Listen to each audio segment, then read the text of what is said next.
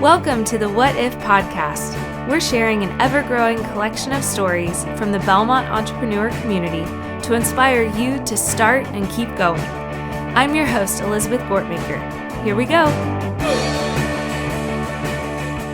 Hey, Ryan. Hey there. Great to see you. Good to see you again. Thank you for being on the podcast today. I'm excited to have you share your story. Absolutely. So let's dive right in. You were a nursing major here at Belmont, and now you have a food business. You are not a nurse. Tell us, what is Placemat? What is the origin of Placemat? And tell us what you're doing today.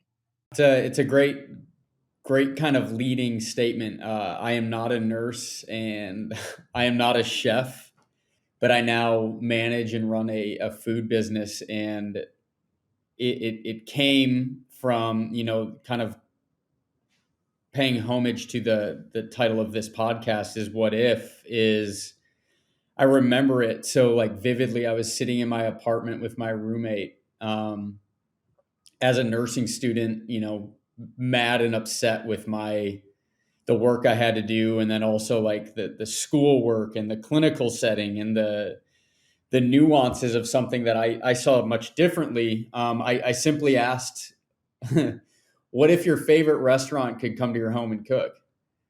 And that's kind of what gave way to Placemat. Is I thought as a young student, not even an entrepreneur at the time, that I was going to be savvy enough to create a platform that did just that, bringing restaurants to your home or your Airbnb.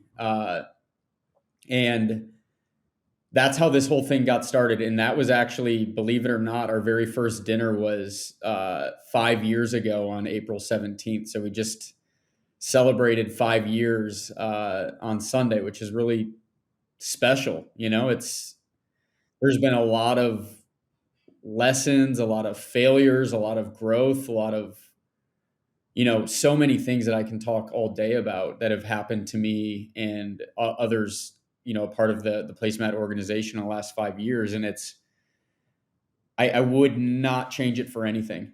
Absolutely nothing. So kind of going back to your question of, like, what is it and what am I doing today? Today, 5 years later, Placemat brings feel good, healthy foods that prevent sickness and illness to homes, to essentially 5 different locations. We now have 5 different distribution methods, all centered around our beautiful, feel good local foods. This is something that I saw in nursing school that needed to change. Before anything else, before learning medications, I thought, why aren't we learning how to stop these diseases or these illnesses from even exhibiting? And I'm sitting there as a student or a something in the whole program of medicine and wellness and society, and I was just being taught how to treat, not how to prevent.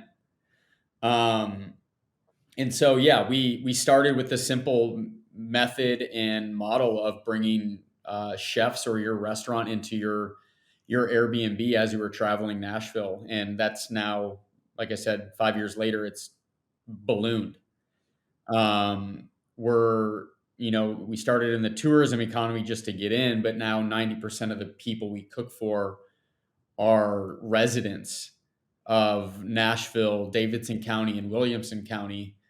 And on top of that, we've had reservations come from 48 states, and we've executed reservations, and I want to say, but around 25 different states, probably 100 different cities, traveled to London, all over the board. And it's been amazing because it's just having this attitude of can do and will do, and just a willingness to learn, and having an attraction to helping people think about food differently and creating accessibility to food. and not coming at it through the angle of we are chefs and we are the best restaurant in town and you're going to eat what we prepare for you. There's the cultures of nursing and restaurant and hospitality are oddly similar. And it's something that I just want to, disrupt and change. And that's kind of what I've kind of put my mind to over the last 5 years is there's a million ways to do everything. And I think, whether it be nursing or food or preparing food, I think we're well overdue for a change of how the way we look at it, how we eat it, where it comes from, what it does to us. But then also looking at the other side of that is who's preparing it, what do they stand for, what are the companies or the businesses or the restaurants doing for those people to support them, to support their goals, their lives, and everything else that comes with jobs and survival and families. Like those are the tough, important things that I want to address and kind of tackle. Yeah. Okay. So there's so much that I want to talk with you about. I feel like we can go in so many different directions with this conversation. But first We of all, can. we can. Congrats on 5 years. That is awesome. And it feels like Placemat started just yesterday, but also I see how far you've grown in the last 5 years and what you're doing today. And it's really remarkable everything you've been able to accomplish. And I know that is such an inspiration to all of our current students that, you've been really active mentoring current students as well. And your story is just one of, it's really inspirational. So big congrats on 5 years. Let's talk a little bit about what Placemat is, the business side of it, the nuts and bolts. And then I have some other questions for you to dive into some of the other things that you've learned along the way. But so what are those 5 distribution channels that Yeah. you mentioned?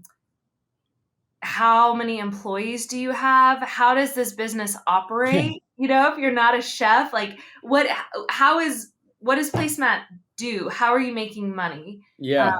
And what does that look like for you? Yeah. Those are really good questions. So the 5 different models that we operate, it's all centered around, like I said, the same foods. Same beautiful, feel good local foods. Those 5 methods are, one is how it all started is bringing chefs into homes or Airbnbs where you book a dinner or brunch online. So bringing the restaurant model, but to your home. That's how the whole thing started. And then COVID kind of gave way to 4 other models, things that were written in a business plan at one point, but never really thought about or expounded on. So those are, we deliver the same meals we're making in homes, but we're delivering those to people's homes or at their doorstep every day of the week, Monday through Friday. And right now we're at roughly like 600 homes a month. And that's just creating an accessibility option for people to get healthy supplemental foods. We don't call it meal prep because we know people's schedules are crazy and busy, and we care so much about freshness. And we encourage our customers and our consumers that food is available for one to 1.5 days. But anything after that, like we don't want to say it's as fresh as it was, the day it was delivered. Third is we are placing chefs into homes on contract basis with clients. So those are the clients that want a chef in their home, say 5-6 days a week. The next one that we do is large scale events. So anybody over 50 guests, that's usually like weddings or corporate events or charity events, that we'll kind of do those types of jobs as well. And then lastly, this came because of COVID, and we're so thankful because it ties kind of in my passion for bettering the health of communities. And actually today, 2 years ago, is when we served our first kind of like charitable philanthropic meals through a program set up by Haley Hubbard and Taylin Lewan called Feeding Nashville. And so over the course of 2 years, we've gotten, I would say, around or just over $500,000, and been grateful enough that we've kind of gotten to figure out who needs the food the most in the communities. And so we have a very large boots on the ground grassroots efforts of creating those connections and communities and relationships with people that need food more than, say you or I. Those are students. Those are students at metro schools. Those are ministries that are helping homelessness groups. Those are who else is it? Those are patients leaving the hospital. Those are medical staff individuals. Our biggest thing is integrity and responsibility. So it's been really amazing because it's just the start of what we've kind of done, and we're now seeking grants. So rather than donations, we're trying to be way more sustainable than asking for donations. Yeah, There's so you said you guys have received over $500,000 of donations, but then you guys turn around and have given away meals right. to the student or the medical worker, or So in the last 2 years, you've done all that since COVID. How many meals have you given away? Yeah, so it's been above just over 115,000 meals. Wow, in the Metro Nashville Yeah. area. Yep. Wow, yeah. I know that was such a problem when COVID was first hitting, and a lot of the students had to stay home. Our schools were closed, and so Yep. many students in the metro area, that is where they get food, is at school. And just the story of you guys stepping in and filling that, and not just providing food, but it's the locally sourced, the healthy food. It's really living out like, let your food be your medicine, and you're nourishing the Nashville community. That's awesome. Yeah. So it's all of those things. That's those five different, avenues or channels or streams that's how we make money. The All that to be said, the philanthropic side is, we're given the donated money, and we put that money towards labor and ingredients and supplies. But yeah, it's been amazing, and it's all five of these systems. We are building back end systems to scale them all, because they're all five of them are leading great ways to lead into another market or community, and they all feed off of each other. So it's really systematic in that regard, that they all kind of feed one another. So what started as, because I know you said you started this. You started in Airbnb. That was your first thing. Going into an Airbnb, it's tourists. You're providing a cool meal, a cool experience, having a chef come into the Airbnb and make a meal for them. Now, 5 years later, you're still doing that. You're still doing the in-home chef, private events. You're doing large scale events. You're doing the meal delivery every day, to hundreds of homes around Nashville. You're doing the private chef that stays within a home, or routinely comes within a home, and then you've got this huge philanthropic arm. So you've grown it into all these avenues. I know you want to scale this nationwide. There's no reason why you shouldn't. Like, what an amazing thing it would be if this could be replicated in all the major cities around the US. But tell me about your team. Like, are you doing this all by yourself? How many people? There's no way. So, how many people do you have helping you, and what is your Yeah. team like? So there's 17 people that are being paid by the company, and those it's quite honestly, it's split between those roles. Half of it are people that are preparing foods. People in the kitchen or going into homes, or doing events. The other half are more administrative, growth and strategy people, so that we can do all these things. Um, and yet again, I find myself thinking I'm in nursing while I'm in this food business, because it's so similar. Something important to us is we accommodate all allergies and dietary needs. And so an important piece of information for us and being a nurse is top line allergies. And so once we have this information, it better suits our teams and sets our assets or teams up for success. We know there's supposed to be no nuts, or somebody's allergic to penicillin, you don't give them to them. And so it's just finding ways to seamlessly pass this information from one place to another or one party to another is kind of the way in which it makes the massive business manageable. But it's down to communication, it's down to menu building, it's down to invoicing. It's all assets of the business that make up, our revenue, and our growth is done through the lens of how do we automate it. Interesting. Yeah. It's interesting just the parallels between nursing and placemat, or the food industry. Nurses, anyone in the medical profession, there's huge burnout and it's exhausting and they're worn out. You see the same thing in the food industry, where I know chefs and restaurant workers, like, it can be an extremely difficult environment to work in. On the flip side, nursing, like, you care for people, like, you're caring for people in their vulnerable moments and everything that they need. I mean, you're at the heart a caregiver. And with food, and with placemat, it's the same thing, whether you're going into someone's home or providing a meal. I mean, what is more uh, communal than sitting around a table and having a meal together? And it's something that humans have to do 3 times a day. So I see, like, you stepping into that, and you're kind of challenging both industries and challenging the status quo and trying to do it differently but achieve even better results. That's just kind of some thoughts. I would love to hear your thoughts on No, that, or just your it's experience in that.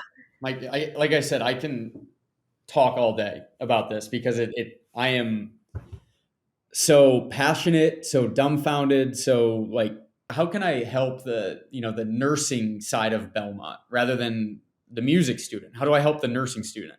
Came to find out the American nurse is unhealthier than the average American. And I was like, this is bogus. Like, why are we not talking about these things? They're so important.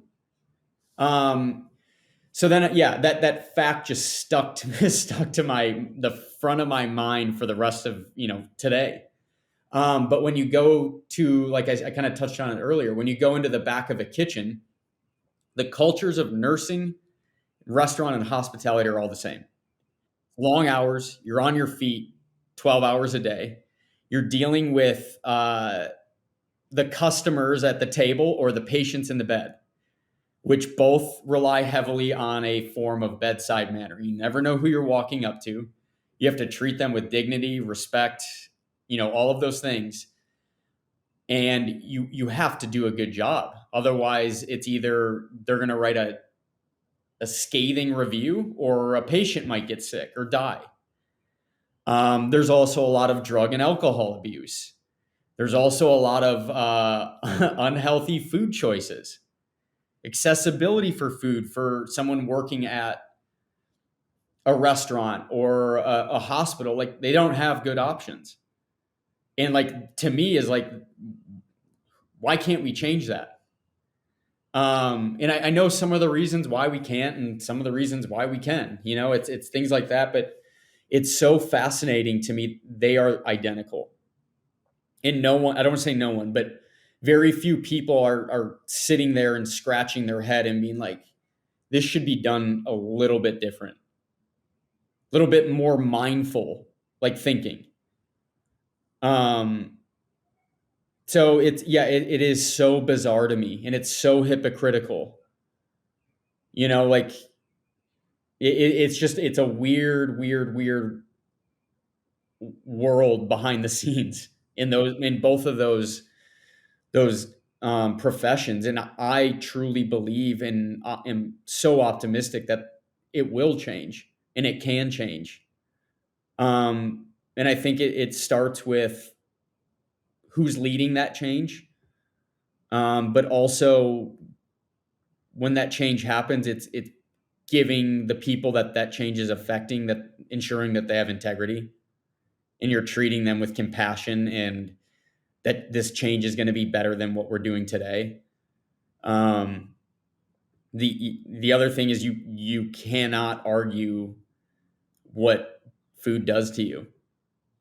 It's either good or bad. And so like that's the other thing that we have going for us is we have science around food and its benefits. We're not kind of trying to sell an electric vehicle or something that's going to help you, spring into the future, but we're helping you get to the future with, good food and a good user experience. And once those things are tied together in a neat little bow, like that's when we can go to every city we want to.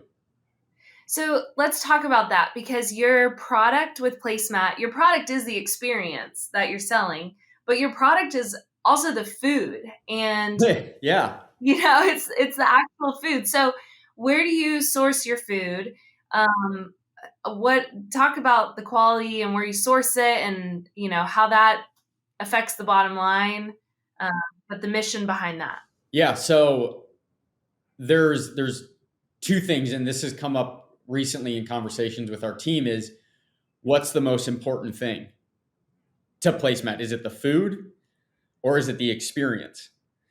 And I think we all know what the common answer would be is it's both, but the food is our experience. That's what people are coming for.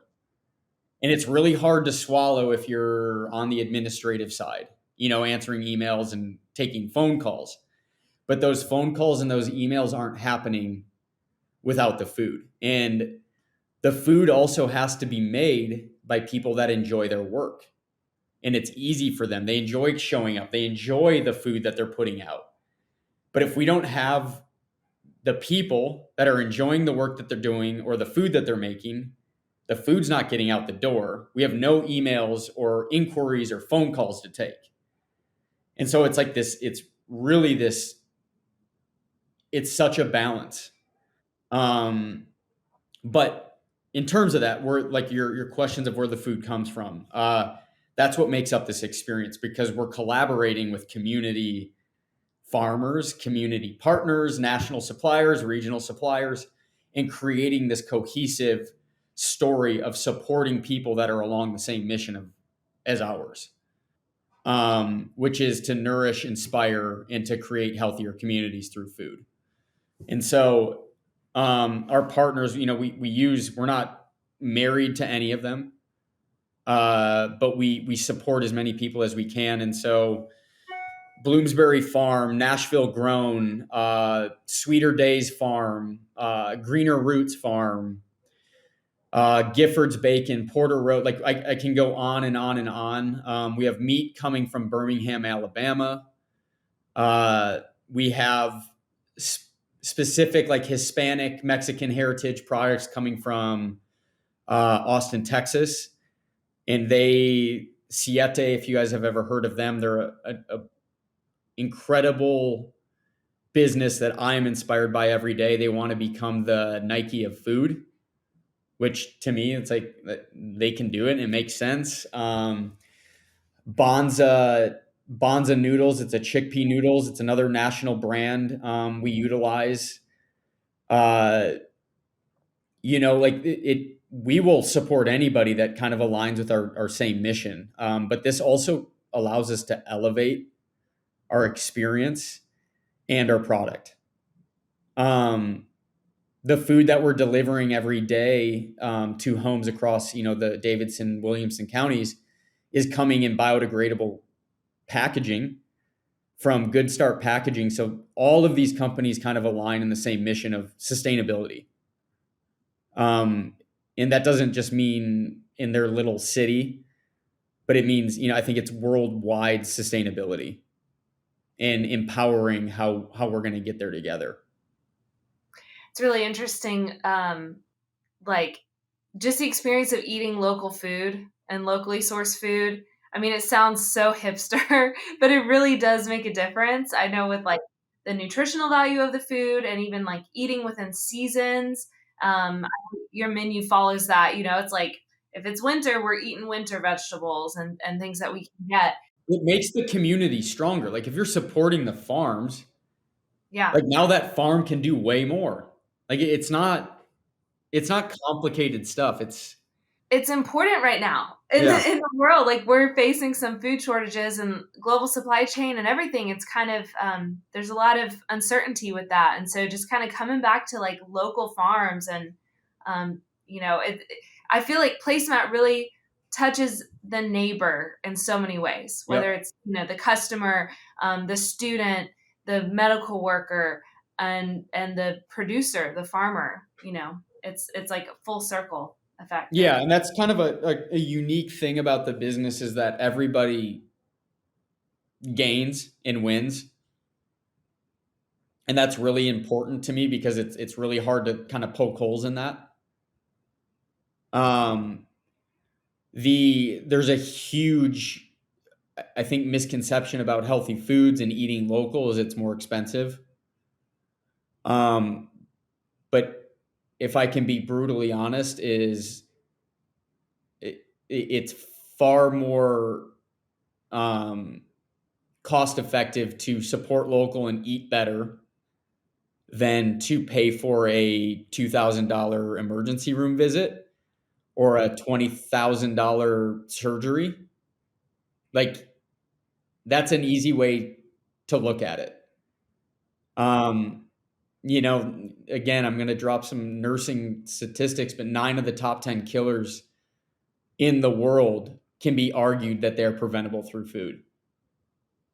So, like, to me, is just like I am so passionate about it, and it's so clear for me because I live every day as a type 1 diabetic, and have to make those choices every day to be healthier, because I will pay those consequences if I don't, and that's the same to be said for everybody else.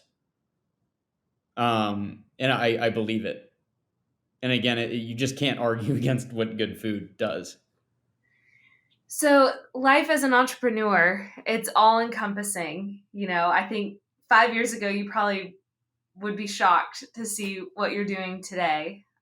Maybe not. When No, when I think I would be. when did your entrepreneurial journey start? Like, were you the kid with the lemonade stands and that, or Yeah, yeah? no, I did that. Oh God. Yeah, so I did the lemonade stands for sure. I did, what was it? Magazine subscription sales in middle school. So I got an experience as like a sixth grader going to my neighbor that I didn't know, and like, you want a magazine subscription? And it's like, like that's weird, but sure, we'll help you out. But I think it gets better because when it's probably just older than that. Maybe the magazine subscriptions kicked this off. Is I would go to a skate park and I would buy a 12 pack of soda for like $3, and I would sell the soda at the skate park for 50 cents, and I would make $6. And I was like $3 to literally like hand out cans of soda. Like this is easy. How old are you? I was probably like sixth, seventh grade. Oh my goodness. Yeah. But Yeah. it goes against the grain of who I am today, like selling soda. Maybe that's why it was so easy. Uh, but then in my early 20s, I have a sister that's involved in fashion, and I've just always had like a keen eye to her ability to put together cool things and then work for large fashion companies. And there was a shirt that it was block lettering on white t-shirts was a big thing back in like 2010, or that, yeah, the 2010 decade. uh and again, I was just like bored one day and I was like, I want to make t-shirts, and I made t-shirts that said pancakes and pizza. Just super simple, but I think what I found is that those two elements related to so many people. So it was easy to sell them because it wasn't like, it didn't say anything like, like it didn't have a polarizing opinion. It was just kind of like an open blanket. Like, what does that mean? And then I tied that up by buying the domain of pancakesandpizza.com. Is it? Do you still have it? I do. It's not really I haven't really messed with it because I just don't have time. You should have it just direct to I know. eatplacemat.com. I know. It's another way to make money very, easily, but it's again, it's a time consuming thing because it's another business. And it was just a hobby. Yeah, I didn't know you made those so long ago. You gave one to my daughter. Yeah, I do remember And that. yeah, and now my second daughter wears it all the time. They're about grown out of it, but it's like all stained up. It's Perfect. the cutest little thing. Yeah. Yeah, so that's how I got, that started. But I don't know where it's come from. Parents' divorce or my track record with colleges or sports or where I grew up, but always looking through things through a different lens of like, why does it need to be that way? And why are so many people living to the constructs of that? And I think that's where there's opportunity in that. Yeah, I'm just so fascinated by entrepreneurs' stories, or stories of your entrepreneurial journey, because it's like, okay, you're doing placemat, but you've always been doing something, and that's why we named this podcast What If, because all these stories, everyone that we're talking to through this season, they've been asking what if for as long as Totally. you can remember. Yep. And that's one thing I try to tell like current students or young entrepreneurs who are just starting out. Whatever you think you're going to do, it's probably going to be very, very different, but just get started, take that step, because you're never going to know where it's going to take you until you just start going. But all along the way, keep asking what if. What if we did it differently? What if we did it better? What if we could revolutionize the healthcare and the food industry and make Nashville healthier and a better city? Nashville ranks like one of the least healthiest cities, even though HCA is here. We're the healthcare hub, but yet so many people are unhealthy. Makes You no know, sense. yeah, and you're coming in and you're saying, "What if? Like, let's fix this." Yeah. Because I think the writing's on the wall and everyone knows it. Like that's the other, like it's so obvious. And that's what's also really frustrating about it is like it's so simple. And we've gotten so far away from simplicity and we've made it complicated and out of reach for, the mom, the single dad, like the young college student. Like it's inaccessible to make your own food, and that's should not be that way. Um, but yeah, I mean, going back to like the what if, like I said earlier, is I thought I was going to be like having money coming out of my ears and me sitting on a couch. Like that was my vision.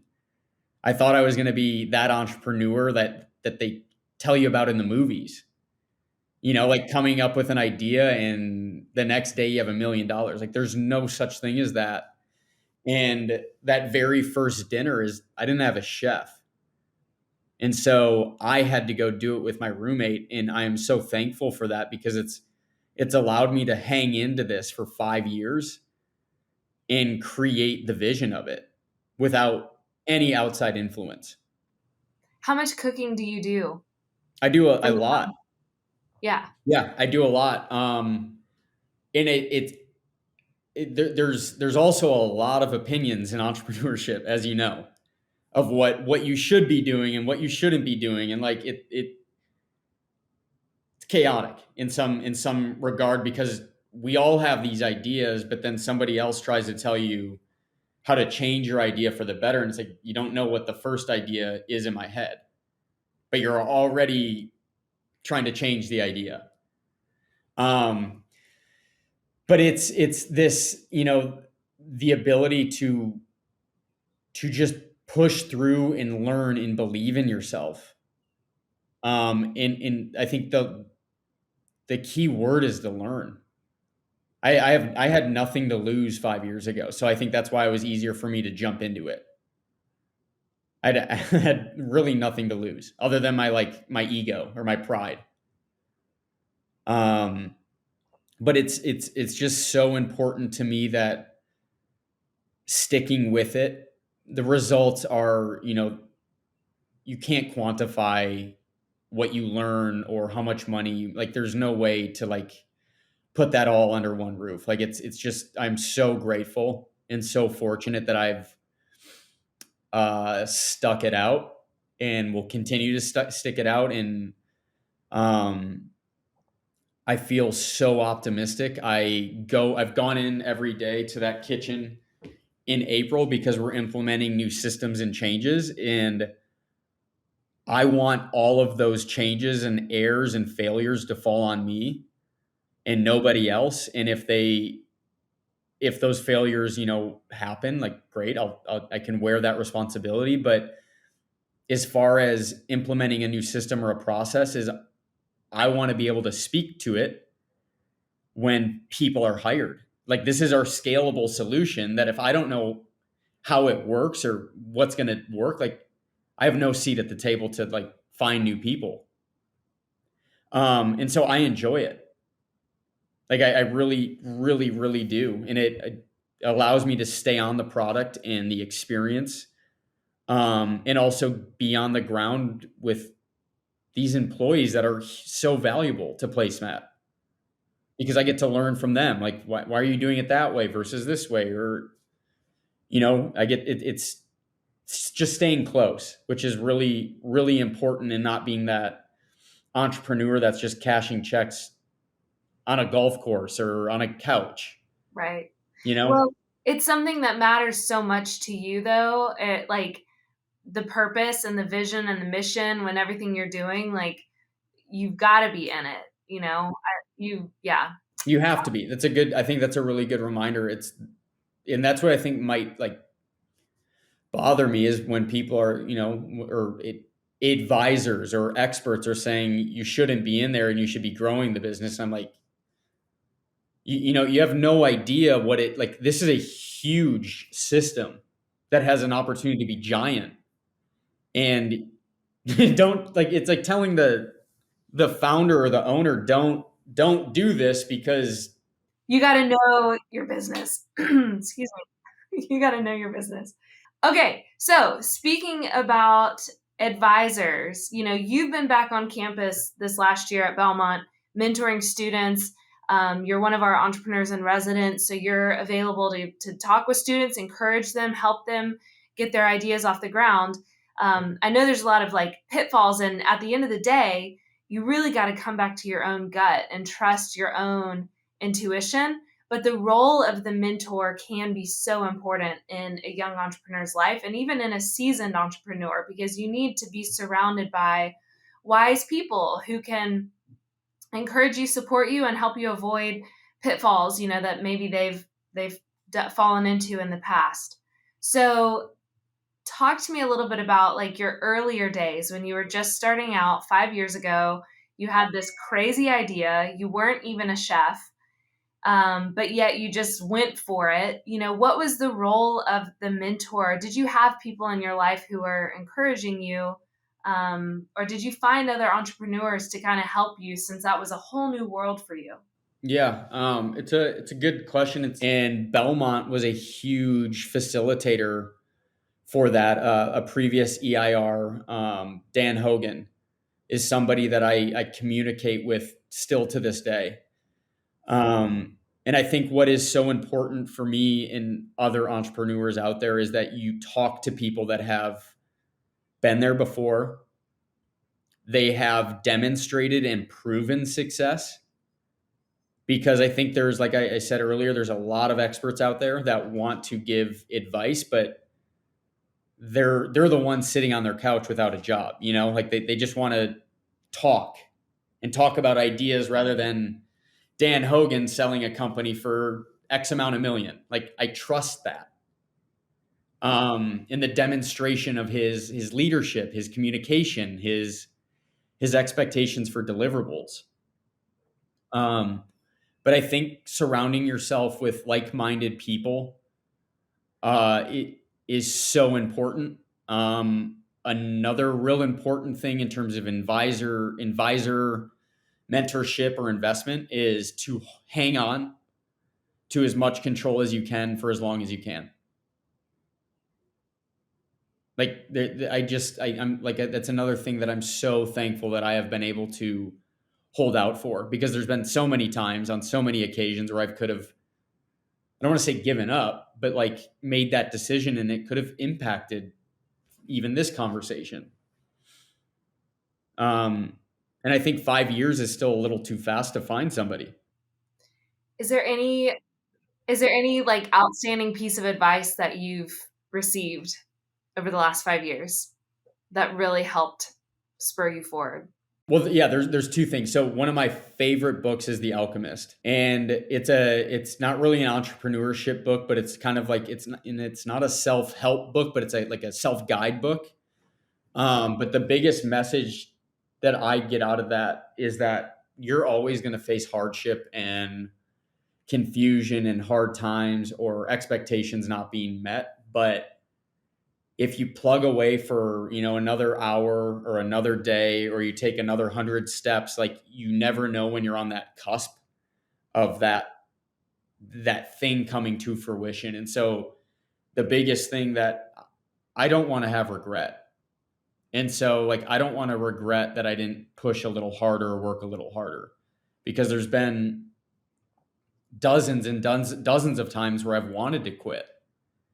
But there's people in my life, there's support in my life, there's books that have said like don't quit, like this isn't the worst, and if you can't get through these things, like what's going to happen the next time, and what does that look like for leadership? So that's the big thing for me, is The Alchemist. And then yeah, in terms of like advice, it's yeah, I mean I can talk about several things in this regard, but I think the biggest one is being really, really, really clear as a leader, a founder, or an owner, is with your expectations. So if you're giving somebody a job, you are giving them everything that they need to do their job and do their job well. Because there's a lot of gray area with jobs and relationships and how much you're involved with an organization or what that means, and being super crystal clear is something that I have learned that I can do way better at. And that's where I think this intersection of being crystal clear with expectations is where automation comes in, because I don't want to, and I know no one else wants this job to answer questions. So like, how do we set people up for success without having to ask a question? Same thing for our guest. Yeah. Okay. That's cool. Tell us a little bit about your time at Belmont, because now you're back as an entrepreneur in residence, supporting students. You were a student here just a short while ago, but specifically kind of like, was there anything at Belmont that helped encourage you and help shape your unique entrepreneurial journey? Oh, yeah. But I was accepted as a transfer nursing student at Belmont, and I had started placemat already, and I had kind of wagered my abilities and how much schooling I had done to take a business class at Belmont, and that was a venture planning class. I had never taken a business class whatsoever. So my first real semester there, I was with an adjunct professor, Colin Polidor, Yeah. I believe his name, and he was somebody so relatable. And he wasn't this guy talking about how much money he made, but he was talking more about the process. And I think what was relatable is he was not talking about he was a billionaire or anything, but he was talking that he started a limousine or a shuttle service at ski resorts in Vermont. And I was like, that's so simple. Like he's just found a way to like solve a couple problems. And he made it really kind of manageable to think about business and making money and all that. But then, yeah, the ongoing support again as that nursing student, I was just taking the venture planning class for for fun, and I think a little bit of accountability. But you were a huge asset to me and a cheerleader for me. Jose Gonzalez, Dr. Cornwall. Um, I had an English professor that I had look over my pitches and my uh, business plan, and she's like, "I didn't even know this is what you do," and I'm like, "Yeah, but like help me out with this and be clear with my communication and my grammar." And so like something as simple as I think it was a third year writing professor, and then it made, and I think I advise any student to do this because it gives your professor who cares about you a better look in your life. Yeah. um, and asking for help and demonstrating vulnerability are some of the keys to growth and success and maturity. So those things were really, I think, pivotal for me in my early days of even before getting into nursing school. So Belmont as a whole, I mean, it's gotten me here. I think it came at like the perfect time and the perfect opportunity for me to get a little bit more serious and decide which way to go in that fork in the road. Um, and I think what's ahead for Belmont and the School of Entrepreneurship and bringing entrepreneurship to every discipline is it. There is nothing that can come negative from that. I think it will generate so much more optimism for students, the community, the professors, but also really kind of grab hold of entrepreneurship's what runs this country. Yeah. And that's what we're like, just thinking about this next generation of students, it's instilling the ability to think critically and those skills and the leadership skills, but really to be able to ask questions and to poke holes in the status quo and to find a way to do things differently. That's what we're really excited about pushing, this entrepreneurial mindset across campus. I know it'll bring about more entrepreneurs, which I'm jazzed about, but really it's instilling that mindset in all students, just to be able to think differently and to know themselves. And you're such a great picture of that, of um, the vulnerability, the honesty, but just the guts and being able to just go do it, and to have the drive and the passion. A lot of that entrepreneurial mindset is going to come down to knowing your why, knowing who you are and why. Why are you going to go do whatever job you're going to do? Why are you going to get out of bed every day? And that purpose behind all of that. So we just love sharing your story because it encourages other students. It encourages young entrepreneurs to see, like, I can just have this idea and then I can do it and I can fake it till you make it. And it's not easy, but you just keep doing it every single day, and find the right people. And, I feel like that is a lot of what Placemat has been. Yeah. I mean, and if I can be more, to get in better reach of within students and to show that I'm not like somebody that was just born with all these things is, 5 years ago, I was living with my mom and stepdad in Wisconsin and didn't have a car. And my parents had given me everything. They gave me two cars, but I had, damaged them and wasn't being honest with myself or vulnerable about anything. And so that was just 5 years ago. And what I've done and how I've gotten into nursing school at Belmont, like if you saw me 5 years ago, or, like there would be no shot. And you said it, like, did you see yourself here? Absolutely not. But I think I stayed committed to myself, stayed committed to why I was doing this, committed to my passion. And then everything I do, every day for work related, it goes through this filter of, what's it going to do for us next week? But yeah, I wasn't given a blank check of money. Like you know, 5 years ago, I spent $130 on groceries, and last year we did $1.9 million. This year we'll do over two. Like it's all in front of all of us. We just have to find and create healthy habits to kind of to reach that goal or that objective or that achievement that we're all after. And I truly believe that everybody can do it. Everybody has hustle and a will.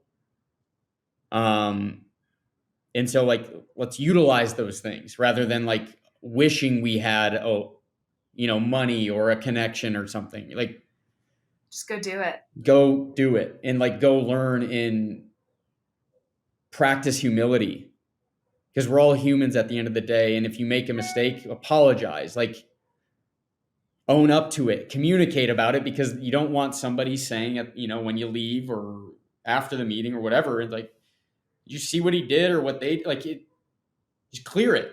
Like it's just, I think it's clear communication and expectations so that people don't ask questions. Speaking of humility, yeah, I know you've cooked for some celebrities. You probably don't want to get into this. Do you want to share any of Yeah. like some of the cool side projects that you've Yeah. been able to The do? So it's super cool. And before I get into that, I will also express how we got there.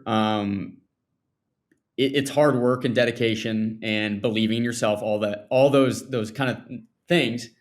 Um, but it doesn't matter who you are. If you're a student that can't afford, lunch at home, or a patient leaving the hospital, or you're Reese Witherspoon or Tim McGraw and Faith Hill, you get the same experience and you get the same food.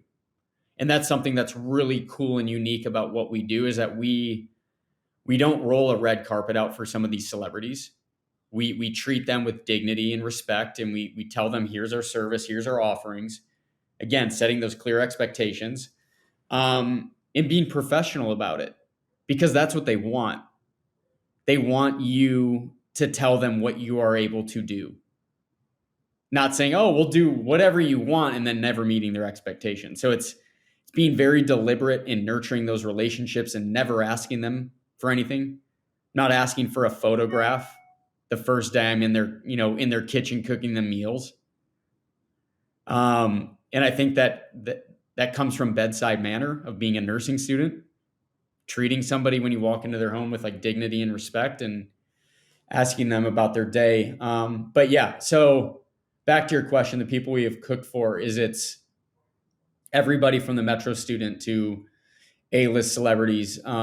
Reese Witherspoon, and her husband, who manages some other, Matthew McConaughey, Scarlett Johansson, some kind of heavy hitters, which is cool. Tim McGraw and Faith Hill, Taylor Lewan, for the Tennessee Titans. We cook for the offensive line for the Tennessee Titans as well. We've gotten written up by the Kardashians, Lady A, Hillary Scott, Florida Georgia Line, Gerks Bentley, Willie Nelson, Maren Morris. I traveled with while I was a student at Belmont. I know I'm not mentioning a lot of the names, and it's not by design by any means, but we cook for anybody, and we've been very fortunate um, to be led into these homes of these influential people, because that's also where these individuals have the power to change things. And so we're nurturing those relationships, and perhaps someday we'll ask for something, but right now they're asking us to do something, and we're going to Yeah. deliver that. So No, it's cool. I mean, I think like the most amazing thing is what you guys have done with feeding Nashville over the last couple of years, and just to see your growth from Airbnb to the weddings to everything. The story of how food just connects people and brings us together, and it's really powerful. And I love that you guys are stepping into that with excellence and you've got to meet some cool people along the way, but that's certainly not the most impressive thing about your story. Okay, I'm taking up all your time today, so we're going to wrap this. Um, Before we go, it's time for our shout out of the week. I Yep. know you know these guys. Oh yeah. So this week's shout out is Busy. Vitamin Honey is their product. They make these really amazing vitamin sticks. So it's made with local raw honey. They put certified vitamins in it, infused. This one that I have is vitamin B, but their vitamin D is great. They have a lot of really amazing ones. But talk about health and a new way to receive health and nutrition and nutrients. James Richard and Ethan Actamar, also two Belmont grads, started this company a few years ago when they saw a problem in the vitamin industry, and so they're stepping into that with a really great product. To find more, go to gobusy.co. That's bizi.co, and we'll have it in the show notes as well. They quick note that their honey is so sugar is a huge problem, and honey is it is sugar, but it's an alternative to sugar, which is they have like an advantage there because sugar, like white refined sugar or brown sugar, it has a higher hypoglycemic or a hyper excuse me higher glycemic index, where honey does not, so it doesn't cause torment to your blood sugar, and blood sugar is a key to overall health. That's what I have to worry about every day, being a diabetic. But honey's a good alternative to sweeten things, without the effects of higher glycemic index. I think I put it in last week in tea. So yeah, it's super easy, grab and go. I love it. You're coming in with all the nurse talk, But nerd. it's true. Honey's better than sugar, and you can use it the same way. It's so good, and my allergies have been killing me this year, and so local honey, it's great. There you go. Okay, let's do some rapid fire questions, and then I'm gonna let you go. All right, are you ready? Yeah. What's your favorite comfort food? Ooh, I would say shepherd's pie with sweet potatoes rather than potatoes. Ooh. Do you prefer breakfast, lunch, or dinner? Dinner. Pancakes or pizza? Pancakes. Really? Okay, speaking of pizza though, do you put pineapple on your pizza? Yeah. Yes. So good. A little jalapeno, a little Yeah. pineapple. Okay. Um, what's the best barbecue in Nashville? I this might bother people, but I'm a Martin's fan. I really am. Peg leg. I mean, their peg leg porker's good. So is Edley's. Um, I would say like an Austin or Memphis barbecue, like dry rub, is super good. And I think that's why I like Martin's like wings. Okay. They're smoked. Yeah. Um, yeah, I think I'm Team Martin's. Team Martins. Okay. What's the best meal that you prepare? Um, Best meal. That's a tough one. I would say like a red meat, like hanger steak is my favorite type of meat. With a chimichurri, like a super minimal chimichurri. So it's like parsley, cilantro, garlic, lemon, and oil and salt. Um, that or speaking of another steak is a cauliflower steak.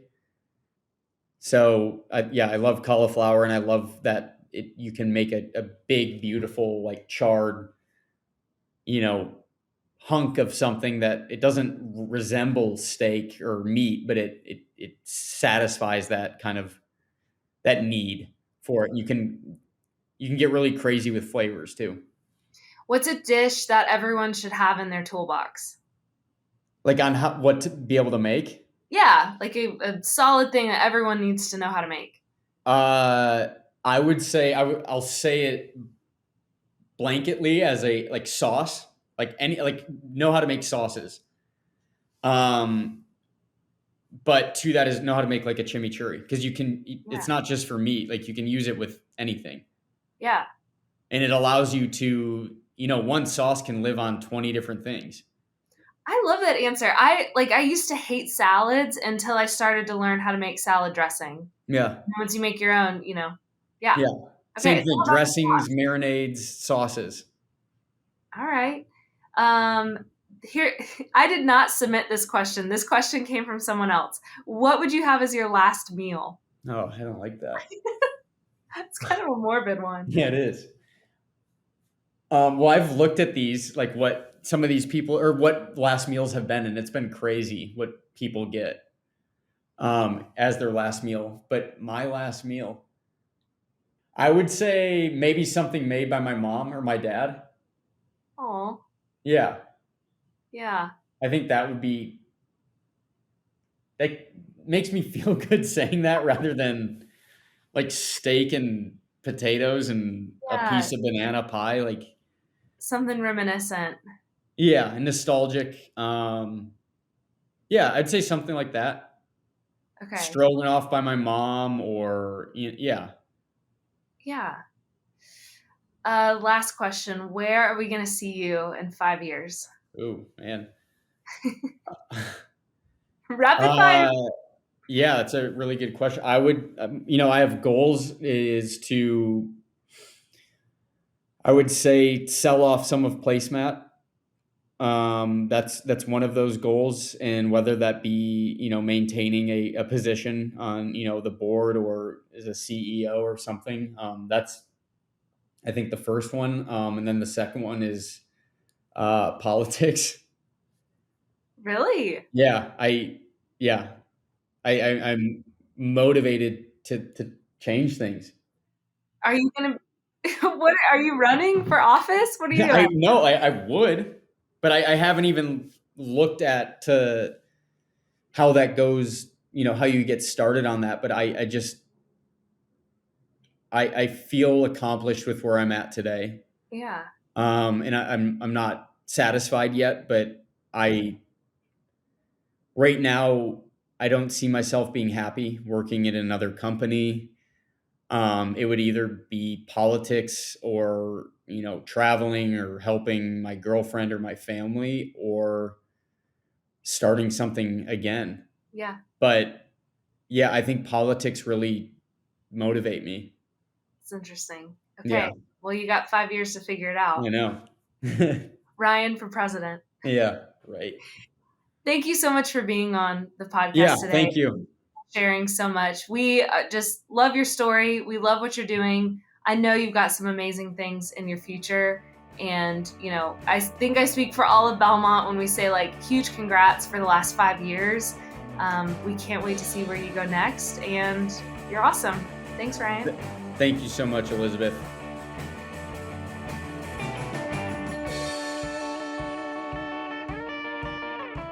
Thanks for listening. What If is produced by Old Soul. For links and show notes, please visit belmontetp.com/whatif. Until next time, keep asking what if.